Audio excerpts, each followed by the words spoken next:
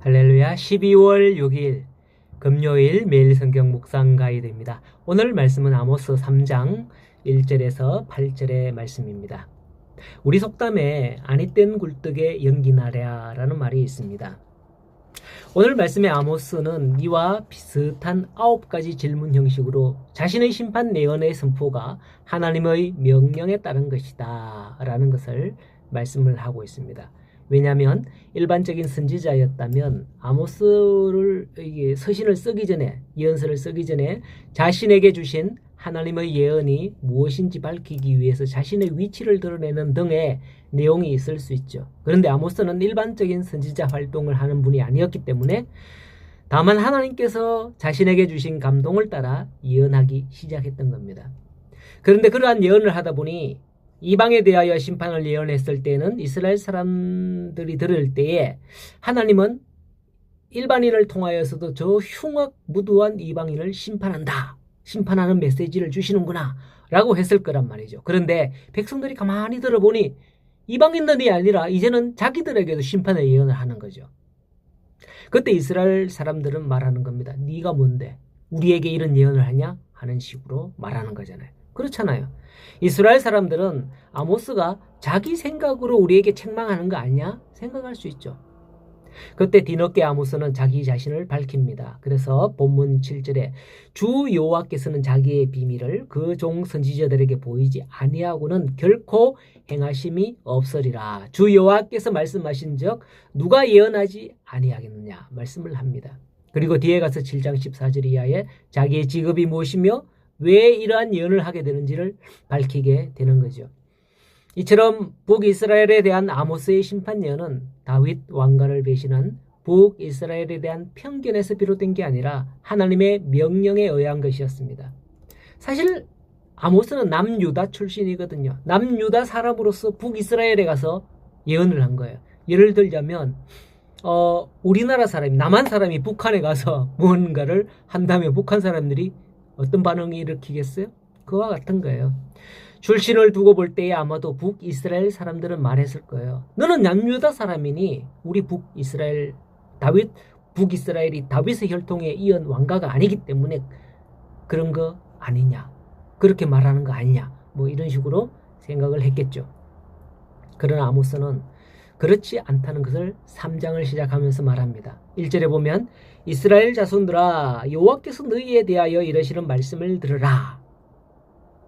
애굽 땅에서 인도하여 올리신 모든 족속에 대하여 이르기를 내가 땅의 모든 족속 가운데에 너희만 알았나니 라고 하는 거죠. 하나님은 그들이 북이스라엘이냐 남유다나 이걸 따지는 게 아니었습니다. 그들도 나의 택한 백성, 나의 택한 족속이라는 거죠. 한 이스라엘 자손이라는 거며 나는 세상의 모든 족속 가운데 너희만 안다라고 하나님의 마음을 전합니다. 남유다의 입장에서 볼 때에 북이스라엘은 하나님의 언약의 정통성을 벗어난 다윗 왕가를 배반한 자들이었죠. 또한 그들은 이스라엘의 여호와 대신 베델에 그리고 저 북쪽 끝 단에 금송아지를 세워 섬긴 자들입니다. 그러므로 남유다 사람들이 보기에 북이스라엘은 하나님의 심판을 받아 멸망하기에 마땅한 자들이었습니다. 이걸 북이스라엘 사람들, 남유다 사람들이 그렇게 생각한다는 거 압니다. 그렇기에 남유다 사람인 아모스가 북이스라엘에 대하여 예언할 때에 네가 남유다 사람으로서 어찌 북이스라엘 사람에게 이처럼 예언하냐 하는 편견을 가질 수밖에 없었던 거죠. 오늘 살아가는 세상의 사람들도 처음엔 다 아담의 자손으로서 하나님이 지으신 소중한 사람들이었습니다. 하지만 지금은 많은 세상의 사람들이 여호와를 떠났고 죄 가운데 빠졌습니다. 그런데도 여호와 하나님은 여전히 그들까지도 사랑하신다는 거예요. 그래서 끝까지 참고 기다리신다는 거죠. 여전히 그들은 하나님의 지으신 사람이기 때문이에요.